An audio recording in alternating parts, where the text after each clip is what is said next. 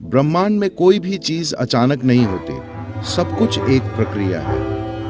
क्या आप उस प्रक्रिया को पहचान सकते हैं? उस प्रक्रिया का पता लगा सकते हैं? सवाल ये है। आमतौर पर जब इंसान बच्चे होते हैं, कोई भी बच्चा जिसके अंदर एक खास स्तर की ऐसी प्रतिभा होती है जिसे दबाया नहीं जा सकता।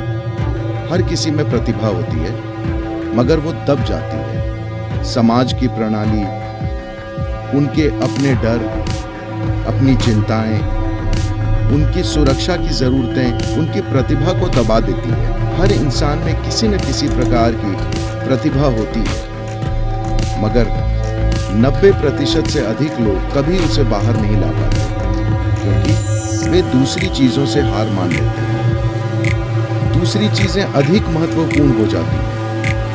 जब आप 12-15 साल के थे तो सोचते थे, मैं ये करूंगा, मैं वो करूंगा, मैं चांद पर जाऊंगा। मगर आपने पड़ोस की लड़की को देखा और उसे चांद बुलाना शुरू कर दिया। चांद गायब हो गया। तो इसी तरह हर किसी में संभावनाएं पूरी तरह खुली हैं। The thing is, can you sustain the process and allow it to become that possibility? बात यह है कि क्या आप प्रक्रिया को बनाए रखकर उसे हकीकत बनने दे सकते हैं? संभावना और हकीकत के बीच एक दूरी होती है। अधिकांश लोगों में वो दूरी तय करने का न तो साहस होता है, न ही पक्का इरादा।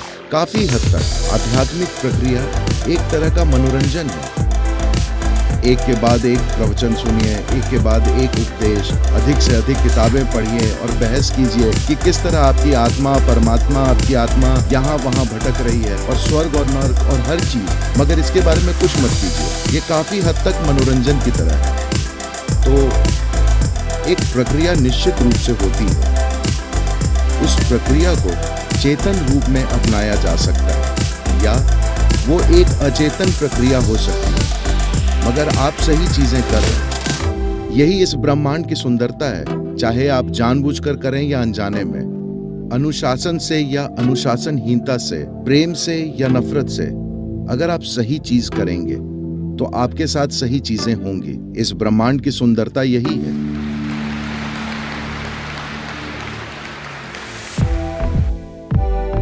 अगर आपने अक्टूबर, नवंबर, दिसंबर महीने में आम के पेड़ को देखा हो तो आपको उससे कोई मिठास टपकती हुई नहीं दिखी होगी।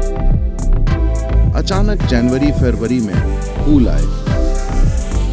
वे चमेली या गुलाब या किसी और फूल जितने सुंदर नहीं थे। कुछ छोटे छोटे फूल आए। मान लीजिए आप नहीं जानते कि आम का पेड़ है और आपने उसे चख कर देखा। आपने एक पत्ता लेकर उसे मुंह से काटा तो वो काफी कड़वा था, मगर अचानक अप्रैल मई के महीने में मिठास की बड़ी बड़ी बूंदें पेड़ पर लटकती मिलेंगी।